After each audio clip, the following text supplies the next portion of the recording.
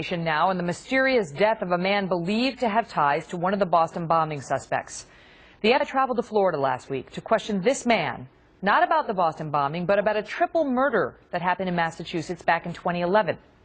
There is growing evidence that one of the Boston bombing suspects, and perhaps both of them, may have had a role in those triple murders, and that this man, shown here, may have helped.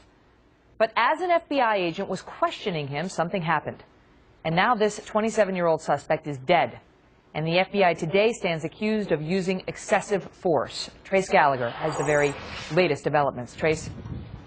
And it's important to note that that man you mentioned, Ibragim Todashev, Megan, was inside his Orlando apartment being questioned by the FBI as well as agents from Boston. Now, he reportedly confessed to helping Tamerlan Tsarnaev kill 3 men on September 11, 2011, slashing their throats over a drug deal gone bad. He was about to sign a confession when the FBI says he went off. He grabbed a sword or a long pipe and went after agents. That's when they opened fire and killed him. The Washington Post, among others, reports that Todashev was unarmed. The FBI now disputes that. The family of Ibragim Todashev says he was shot 7 times, and they have the pictures to prove it, including one in the back of the head. He was executed, they say, and they want a full investigation. Listen. At the moment, I want justice, and I want there to be an investigation so that these people are tried under American law. These are not FBI agents, but bandits. I cannot call them anything else, and they must be tried.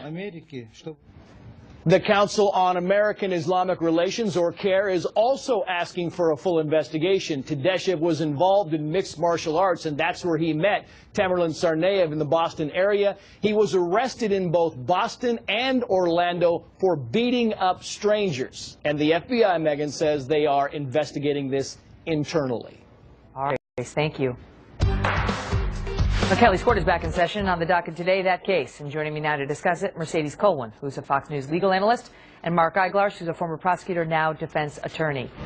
So now we've got conflicting reports now. A couple of law enforcement sources, unnamed, have spoken out to the media saying the guy was unarmed. And you got the father saying he was shot 7 times, claiming one of them was in the back of the head.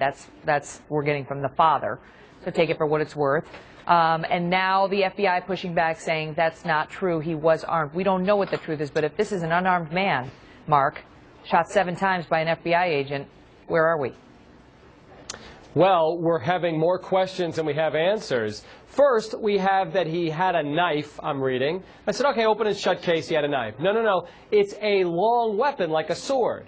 Then other agents in the room allegedly said he was unarmed. Then there's one where he was unarmed, but he lunged for the officer's weapon. And then the most troubling of all the law enforcement officers who were giving these accounts, they weren't even in the room. They were outside, and it was a one-on-one FBI agent with him, and who knows what he's going to say.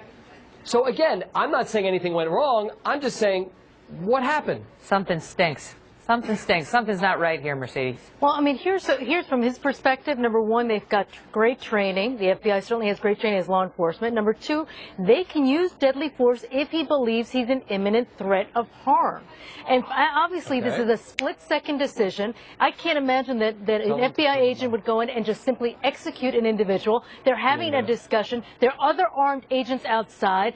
Something happened in that room, but frankly, this is a trained officer that knows not to use deadly force unless he reasonably believes that he's in imminent harm. Well, there's no question that they didn't have a motive to kill a guy who was reportedly about to confess to his role and Tamerlan Tsarnaev's alleged role in a triple homicide. That's what the report said. He was about to confess. So there must have been something that set off an altercation in that room, Mark. But does that answer the question about whether excessive force was used? Let's make it simple. No, it does not. And look, to Mercedes' argument, if he was there because they're investigating a possession of marijuana case, that's one thing. We know this guy was potentially a dangerous fella, so that works well for the FBI. But let me just ask, if this was a family member of any one of us, God forbid, and we just want closure, we want to know how did this happen, you look at the different accounts and you're like, wait a second. None of these make sense. Which one was it? It should be far more consistent than this. It should be far more consistent. Yes. You know what, and the question is, though, Mercedes, speaking of the number of gunshots, is that relevant here? Oh, certainly. I mean, certainly the one behind and the back of his head as well. But look, if all of these, all the ballistics show that he was shot in the front, and it looks like he was lunging forward, and obviously experts are going to be involved in this case during the process of investigating it. It's clearly an issue that it favors the FBI. It says he's lunging at him. I shot him. But if the ballistics show that he has a shot in the back of the head, that gets a little more murky. That's problematic. Now, you also get to look at what's in the FBI agent's head. And the FBI agent knows that he's interviewing this guy for investigating a brutal triple murder that took place in 2011. Before I get to that and the agent's state of mind, Mark, I want to show you, there's an interview with the now dead suspect, this guy, Ibragim Todashev, with his wife about that old triple murder. Listen. This is absolutely not true. Apparently your husband was admitting to involvement in a triple murder on the 10th anniversary of 9/11. Did you know about that, and what do you think about that? I never heard about it. The only thing come up after he was murdered. Before that, we never were questioned. I was questioned as well by FBI back in Atlanta, and never have any questions about the murder. All right, so she says it's not true. But the FBI agent thinks it is true, and that changes the way he perceives this suspect, Mark. Yeah, I don't think it changes it all that much. If he thinks that he's probably someone who committed a murder, for me that's good enough for the FBI to be on edge.